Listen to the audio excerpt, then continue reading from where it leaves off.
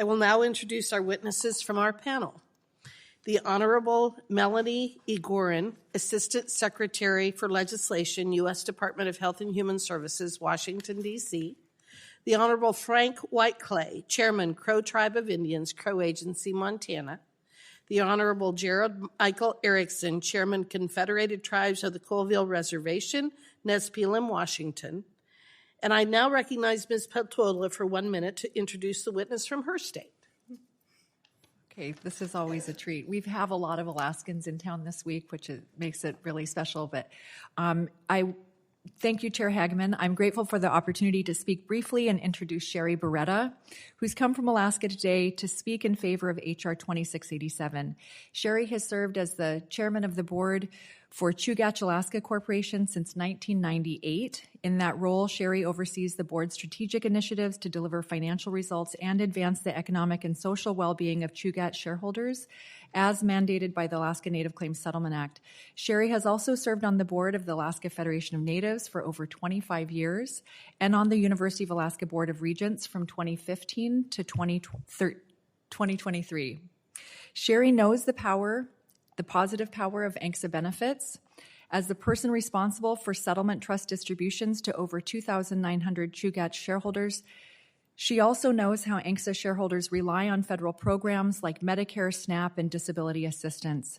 Sherry, thank you so much for coming to Washington, D.C., and for testifying on this bill today. Thank you, and I now recognize Mr. Johnson for 1 minute to introduce the witness from his state. Thanks, Madam Chair. 3 years ago, Chair Alkir was elected by her people to be the chair of the Standing Rock Sioux Tribe. Shortly thereafter, she came to my office. I had not met the chairwoman before, and I will tell you I was blown away. One of the most fun parts of this job is getting to meet leaders with unusual degree of drive, commitment, charm, and effectiveness. And the chairwoman takes over a room. She is an effective leader who knows how to tell a story and knows how to work with her people to make good things happen. She is a veteran of the Air Force, 15-year veteran. She is making things happen in Indian country on both the North Dakota and South Dakota side of the border, and I thank her very much for making this trip. Thank you so much. Let me remind the witnesses that under committee rules, you must limit your oral statements to 5 minutes, but your entire statements will appear in the hearing record. To begin your testimony, please press the talk button on the microphone, and we use timing lights.